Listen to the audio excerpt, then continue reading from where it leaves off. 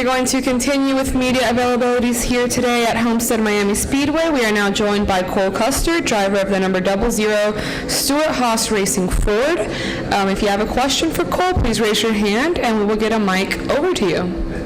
We'll go to Jeff. Hi, Cole. I have a couple. When we first met you were a pretty shy, reserved guy, and now you're like in the middle of the ring, like, dancing with wrestlers and doing all this stuff. Like, what's that evolution been like for you, and how have you gotten comfortable in the spotlight? Yeah, I guess you just realize, you can be yourself, or, you can do silly things, and, you're not,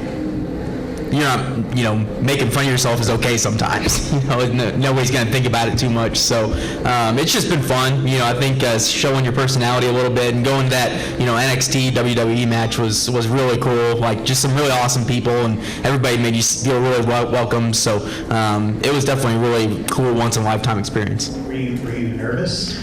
For sure. Yeah, going out there, it was like, things move so fast, you're trying to just keep up and make sure you do the right stuff, but it was really cool to just kind of be involved in it, and they just made it super easy to be involved. The other thing I want to ask you about, doing a story on Wayne Allman, obviously retiring after this year.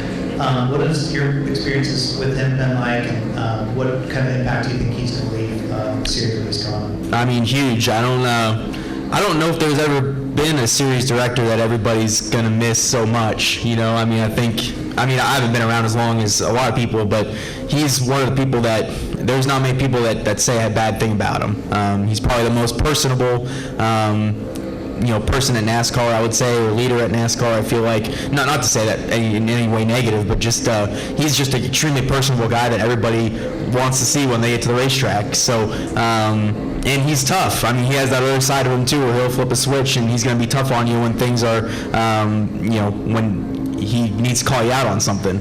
But he's just somebody that, even when you disagree with him, you can always respect him just because of the guy he is. We'll go up here to Lee. Lee Spencer, Series 6 of NASCAR Radio and Catchment.com. Cole, what do you remember from your first Xfinity win here? I remember just being relieved that we finally did it. We led so many laps that race, and that car was so fast. Just hitting my marks and, being ahead by how much it was, 10 to 15 seconds or whatever it was. Those are just the dream days when everything goes right and you just have to go out there and just hit solid laps. So it was definitely a day to remember for me, and just also starting the Xfinity team with SHR that year too, and building it into something that throughout that year, and getting the first win for the Xfinity team was big. So it was just a really cool moment to see all those guys and all the hard work that they put into it, going into that off season and throughout the year, and building it into a team that could go win at the end of the year. So to come full circle and win the championship, and now hopefully going for your second, to defend the championship. How do you approach Champion 4 if you get there? And how do you look at it through the eyes of a champion compared to having not been in that position before? Does it give you additional confidence? Does it just kind of up your game? Because AJ's there. AJ's a veteran. He's won in multiple types of series. You should have similar confidence if you get there, right? Compared to some of the younger guys. For sure. I think the biggest thing is, I've done it before. I've been in the championship how many times, 3 or 4, and you have that feel of you've been there and done it, so you know what to expect a little bit. Where you can be a little bit conservative throughout the weekend. When you have to get aggressive. So it's just the feel and the pace of the race and the weekend. But at the end of the day, you can't really go into it thinking that you're the champion and everything's going to go right. You have to think of it as, you're just another one of the guys out there, and you have to maximize your day. I think a lot of times in these playoffs, guys try too hard, and it gets them in trouble. So you just got to go out there and hit a solid day, and take what it gives you and maximize it. Do we have any other questions for Cole? Let's go to Dustin. Dustin Long, NBC Sports. Obviously, as you focus on the immediate goals, they're still moving up and putting together a team and everything like that for next year. What is there much that you do at this point, or that's out of your hands? Yeah, for the most part, with just 3 races left, this is crunch time for us in the Xfinity deal. We're going to be focused on this pretty heavy for sure. But there's still definitely things to do for next year. It's going to be a lot of, change in going into next year and figuring out the alliance with RFK and getting people in place and processes in place of how we're going to build cars and who's going to do it and, just everything that goes into it of how we're going to, pretty much restart a race team almost. So it's going to be a lot of work for everybody over the offseason to get that right. But right now we're focused on the Xfinity title and trying to get us back to Phoenix. But it's definitely going to be a busy offseason.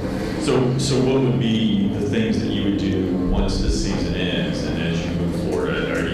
Is there much for you to get your hands dirty in rebuilding this team, or is that for others and you kind of fill in the gaps? I think the biggest thing is just talking through like our processes of how we're going to do things. How do we want to do debriefs and how do we want to talk about things, prior to the race. And I think also just getting ahead because the Cup schedule, it waits for nobody. There are no off weekends really except for one. So if you can get ahead on the first 5 or 10 races and just talk with your crew chief about what you're looking for, what he's looking for, different things to look for throughout the weekends, just try and get ahead on things because it happens fast. And so if you can try and get ahead, that'll be a huge thing to do. And because of what you did the other night, I guess it's fair to say would have been outside your comfort zone. I know you talked about the experience, but just what stood out about being outside that comfort zone and doing something like that? And even though they made it easier, what did you walk away from that night? Or what did you go tell your wife once you called her around? I'm sure there's some people that think I look like an idiot out there, but at the same time, I think it's something where, most of the feedback's been really positive. So I think it just shows when you get out of your comfort zone. Sometimes that's a great thing, So I think it's just been an incredible experience doing that whole process with WWE and NXT and everything. So it was definitely a lot of positives from that. Do we have any final questions? All right, cool. Thanks for the time. Good luck Thanks, this guys. weekend.